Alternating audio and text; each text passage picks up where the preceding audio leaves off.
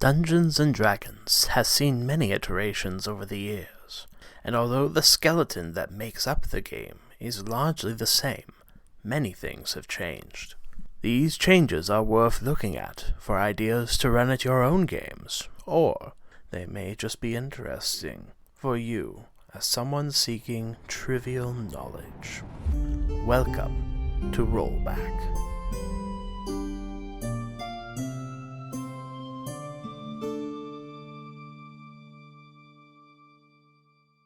You found your target. Hidden in a small alcove ahead, the group of drow you've been pursuing are resting. Between you and them are several traps they laid to protect their slumber, and you have no doubt that there's a guard patrolling that will be back any moment. Without time to spare, you nod to your sorcerer. He reaches into his pouch as the words flow from his mouth. Ixen Kapesk! The bolt of light is flung, and the battle begins.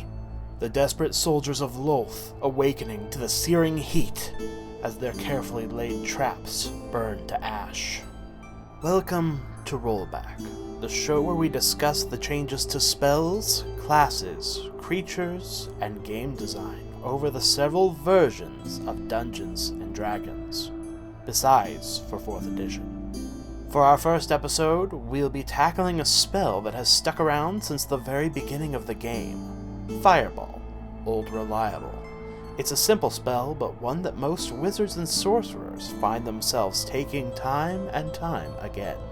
Fireball is a 3rd level evocation spell that deals several d6s of fire damage over a 20-foot radius area, halving the damage to creatures that make their respective saving throws. In 5th edition, the spell begins at a healthy 8d6 and can be upgraded to up to 14d6 of damage. This is comparable to older versions of the spell, which started at 5d6 damage and could go up to 10d6 damage depending on your level. Interestingly, one of the features that the spell has lost over the years is its ability to shape. Originally, if you cast a fireball in a room that wasn't wide enough to fit the entire fireball, it would elongate to fit the room and have the same overall area it would have had, including its vertical area as well. So if you were in a narrow 5-foot wide and 10-foot tall tunnel, Fireball would be the absolute worst idea for a cast, as you would be guaranteed to just end up blasting yourself as well. Fireball fits around corners in 5th edition, but that is the full extent of its shaping.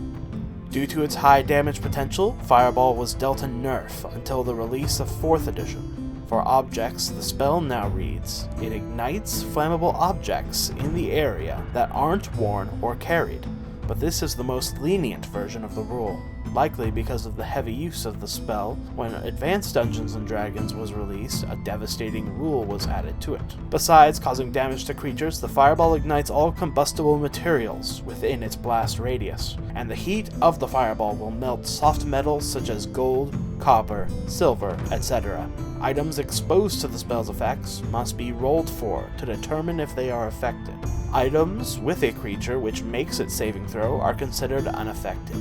This change gave an extra cost to the spell, since it meant that many valuables on a target would be destroyed outright. Money melted, scrolls and spellbooks burned, armor warped. This also incentivized against the now popular strategy of casting into combat where your frontline fighters are, since they can just take the damage. Your fighter would be very upset, after all, if you melted down all their money and cooked the leather parts of their armor. In 3rd and a half edition, this was given an interesting change for doors and walls, likely meant for wooden ones specifically. If the fireball did enough damage to destroy something that was blocking its area, it continued outward up to its normal area, but the addition removed the elongated shaping of the spell because of it. You can think of this change as the story of the 3 little pigs. Your fireball will huff and puff and break down walls and doors that are made of weaker materials if you roll enough damage, but you likely won't be able to muster up enough loaded dice to break any materials that are more solid, such as stone or steel, without some heavy tinkering to your build. All in all, Fireball is a more accessible spell now than it ever has been. with the increase to base damage, the increase to the maximum damage, and the removal of more negative consequences of the spell. Were these changes the right thing to do, though?